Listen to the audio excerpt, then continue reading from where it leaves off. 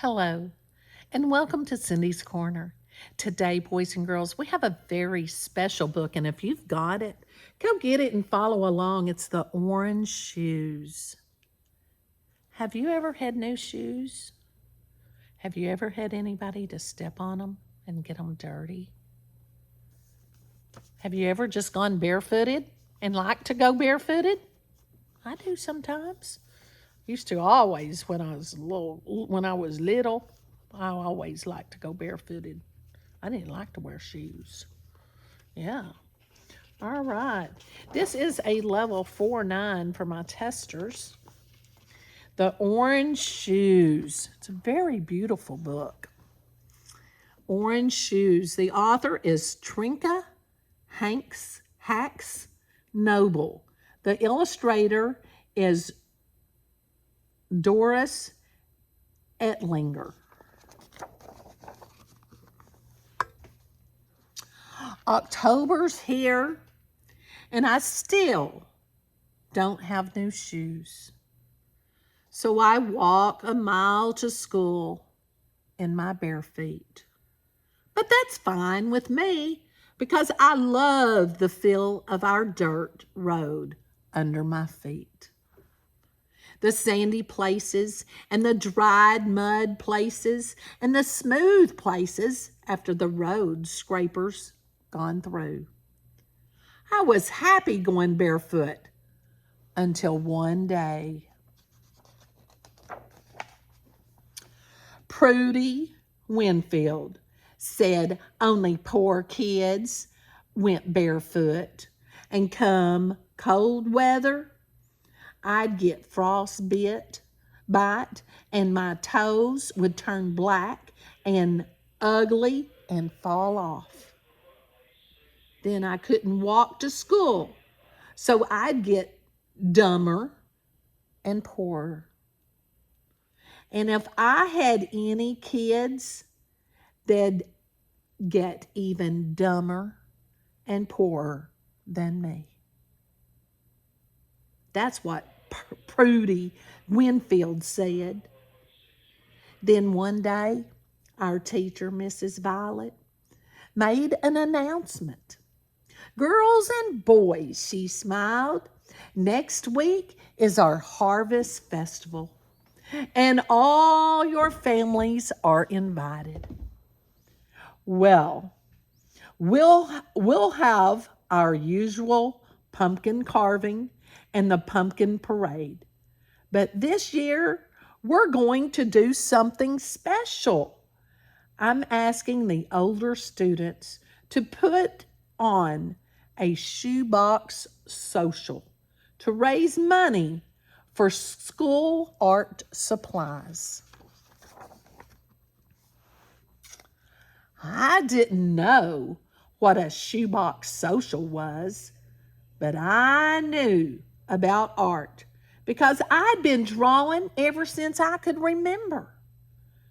True, I didn't have any real art supplies at home, but I had a stubby pencil I liked even though its eraser was missing. And I'd made my own sketchbook out of old envelopes. You just open them up flat and sew them together.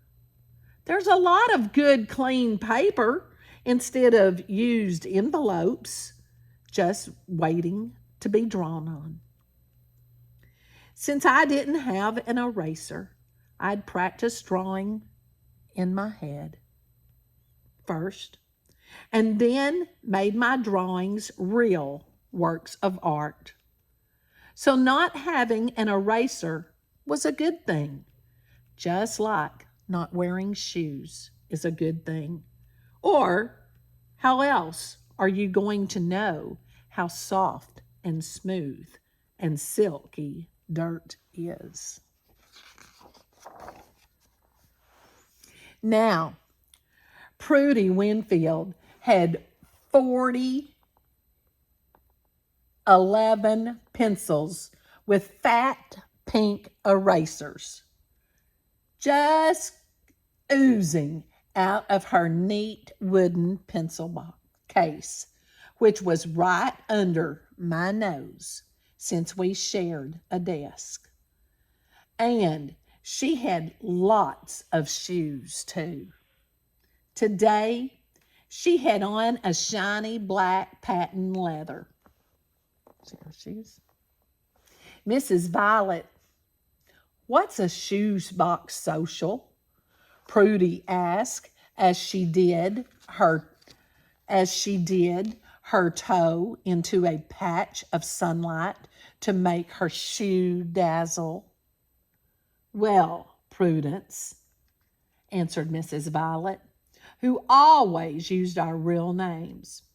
It's when a beautifully decorated box is packed with a supper and auctioned off to the highest bidder. Then the money goes for a good cause. But our shoebox social will be more fun because each of you will stand behind the curtain when your box is up for auction and stick out just your shoe so the families have a clue as to who you are. Then you will eat dinner with whomever buys your box. Now, I'm counting on you older students to work hard on your boxes, Mrs. Violet continued, and your mothers can help with the food. Prudy Winfield pointed her toe like a ballet dancer and gloated. I think I'll get a new pair of shoes for the shoebox social. What about you, Dally? Then she leaned toward me and jeered. Gonna wash your feet for the occasion? Right then, something lurched in the pit of my stomach, shot up to my chest, and clutched tight at my heart.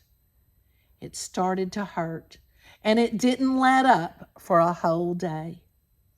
Not even when Mrs. Violet asked me sweetly, Adela, would you clean the chalk erasers today? That night at supper, we had my favorite cornmeal mush drizzled with warm maple syrup. It made me feel a bit better. So I decided to tell Mom and Daddy about the shoebox social. Then I was going to ask for a new pair of shoes, but Daddy started talking about tires for his truck. The old ones can't be patched anymore, he said, looking seriously at Mama. But Deli needs new shoes before winter. Her being the oldest, Mama fretted. All I had to do was look at my 4 younger brothers and sisters and see all my old shoes. But if I can't get to work, we can't buy groceries, said Daddy. Now, which is more important, food on the table or new shoes on Deli's feet? Mama didn't answer. I guess Daddy's truck needed new shoes more than I did. After supper, I told Mama about the shoebox social, and in the night, I heard their voices floating softly up the stairs. And on Saturday, we went to town.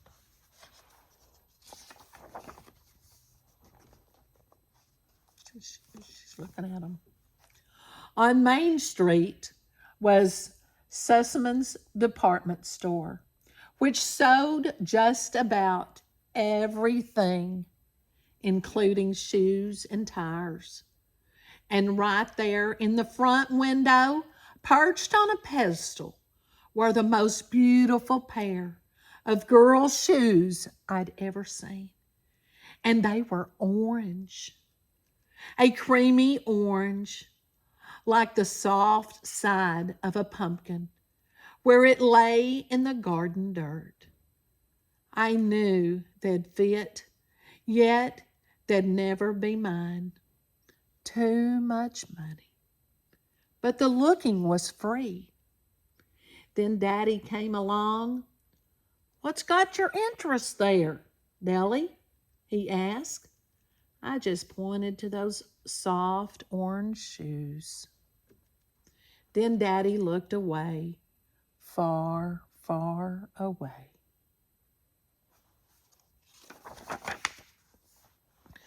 I didn't know how Daddy did it, but the next morning, those orange shoes were by my bed. I slipped them on, fastened each strap with a pearl button, and flew downstairs. "Daddy, how did you ever? What about your new tires?" I squealed. "I got by with just 2 new ones, and there was some leftover money," he said. Then he handed me my old brown shoes that he had patched up with the old tires and beamed at my new orange shoes. "I guess the Porter family will be going to the shoebox social on Friday night." There never was a better daddy than mine. On Monday morning, I did something I shouldn't have. I took my new orange shoes to school just to show the girls, and only at recess. So I hid them under a hazelnut bush at the edge of the schoolyard. At recess, the boys ran to play baseball in Elder Browning's hayfield, while the girls stayed to play on the swings. I quickly slipped on my orange shoes and ran to the swings in a flash, an orange flash. "My daddy got them for me," I blurted out happily as the girls crowded around me. I thought my new shoes would make them happy too, but they didn't even smile. Suddenly, Prudy Winfield ground her foot right down on my toe. "Dirt, poor Deli. Porter can't have better shoes than us," she sneered. "Yeah," someone hissed, and my other toe got stomped. I tried to get away, but they chased after me, scraping and scuffing and scratching my new shoes till one pearl button flew off. Finally, Miss Violet rang the school bell to line up. By the time I'd hidden my orange shoes and ran to the end of the line, my heart was hurting so bad I thought it'd never stop.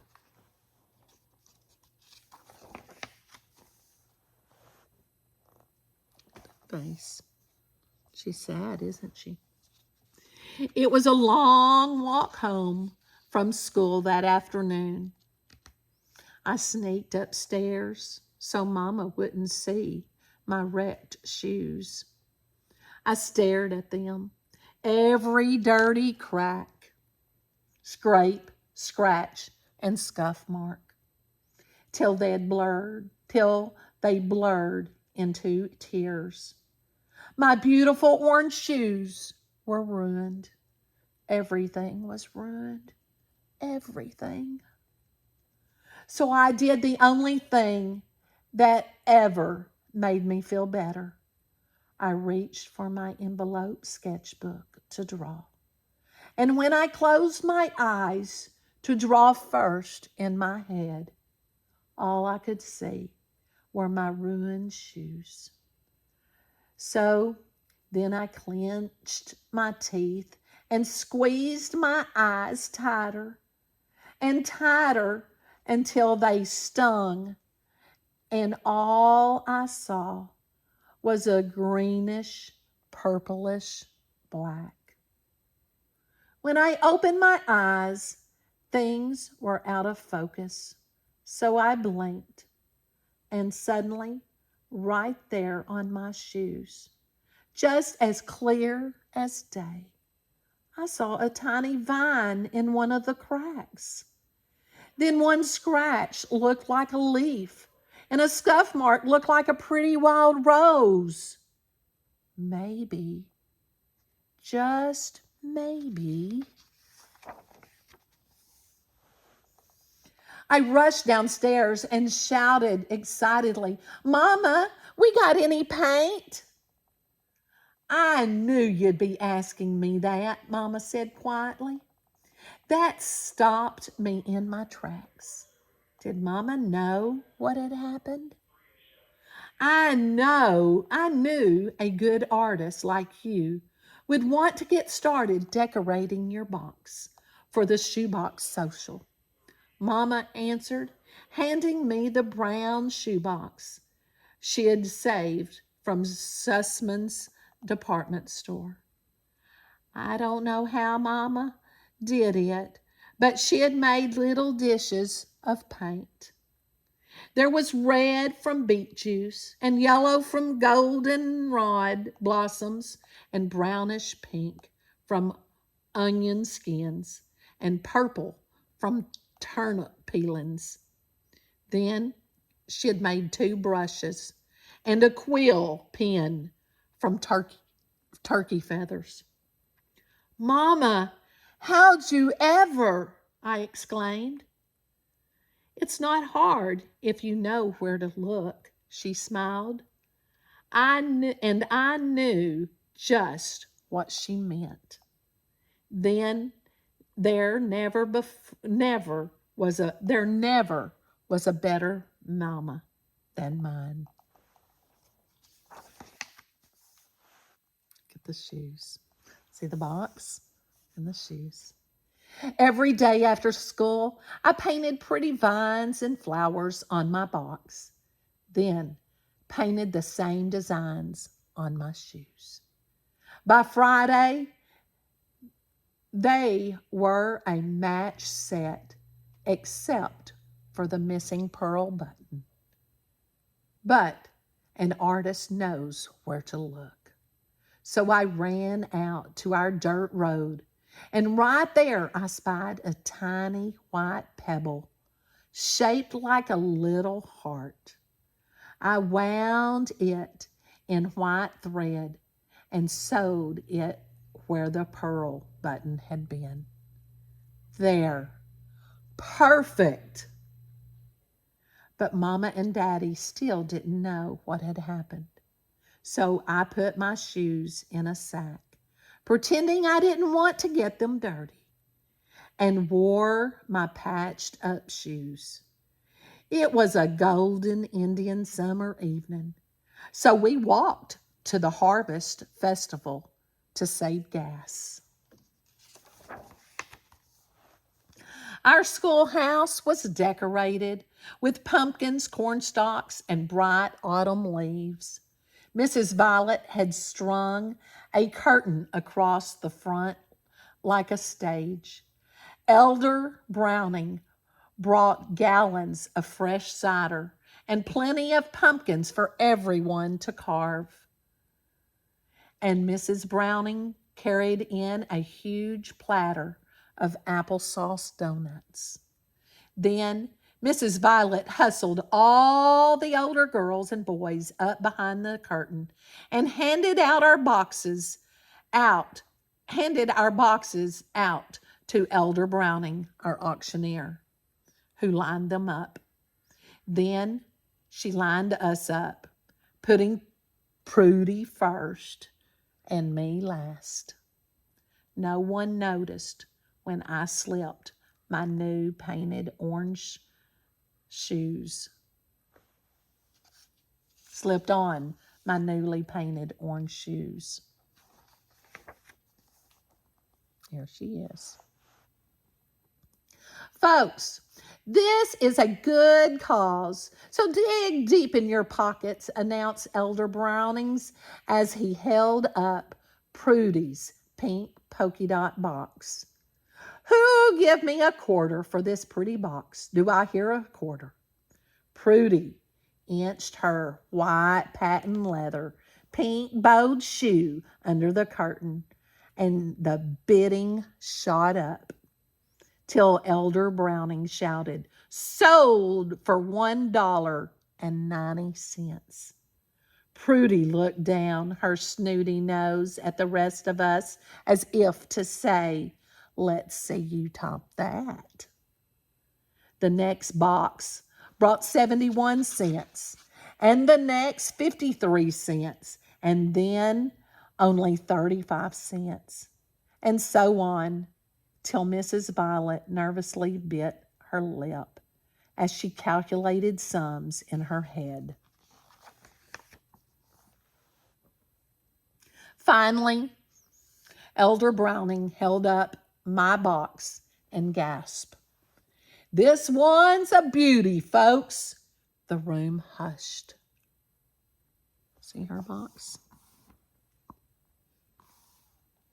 Mrs. Violet looked at me, then at my shoes. "Oh, Adela," she sighed, and lightly placed her hands on my shoulders as I slid my toe under the curtain.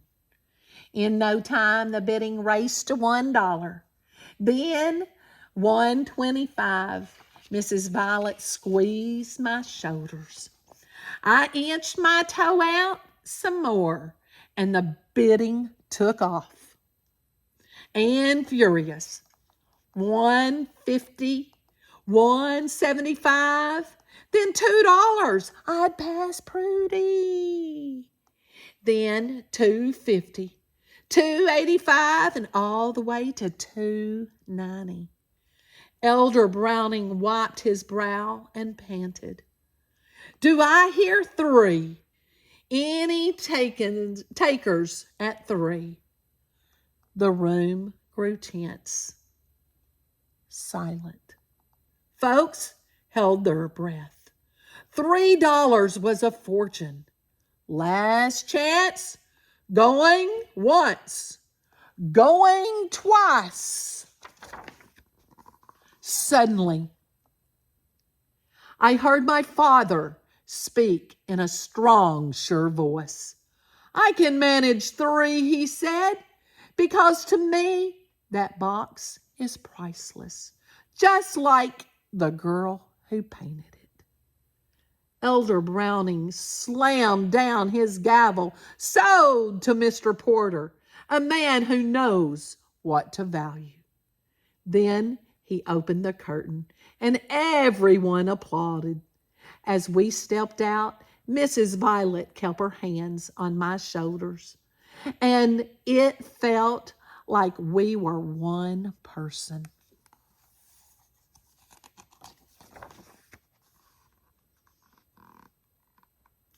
After we had finished all the donuts, cider, and our box suppers, we carved the pumpkins. Then we had the pumpkin parade, while Mrs. Violet and and Elder Browning counted the money.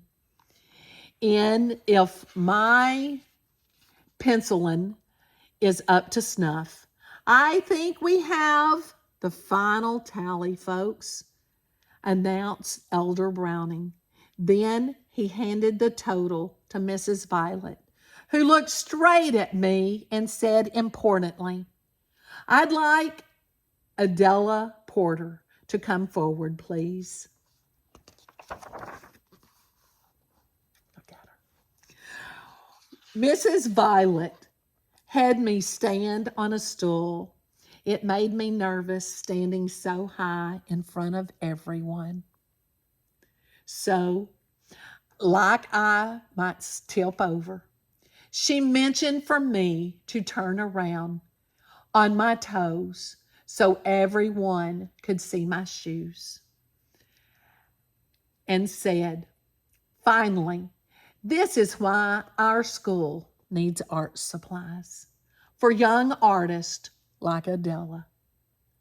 I don't know what got into me, but right then I pointed my toe like a ballet dancer and stuck it right in Prudy Winfield's face.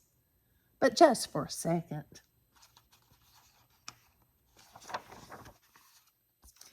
And I'm pleased to announce that we've collected a grand total of $7.12. Folks started to applaud, but Mrs. Violet put up her hand for silence. And because of Adelia's artistic talents and her father's generosity, each student can have their very own paint set. All of the kids jumped up and cheered while Mama and Daddy nodded their approval. Then I just grinned from ear to ear. As we started to walk home down our dirt road, a harvest moon as big as a pumpkin rose over the cornfields. Suddenly, Daddy pulled off his shoes and socks and sang out, "Last chance to go barefoot before winter sets in." So we all walked home barefoot, with Daddy laughing and Mama smiling and me leading the way through all the sandy places and the dried mud places and the smooth places after the road scrapers gone through. And for a second, I felt sad that poor Prudy Winfield would never know what going barefoot was like, but only for a second. She didn't stew on the little girl who made her feel bad, but she did feel sorry for her. You know, sometimes we do feel sorry for some. I hope you enjoyed this. Maybe you can sketch a pair of orange shoes and color them and paint them up in your design and share them with me on Cindy's Corner. I hope you enjoyed our story. Be kind. Always be kind to our friends. And if someone gets something new, encourage them and tell them how great it is and how pretty it is. Have a great day.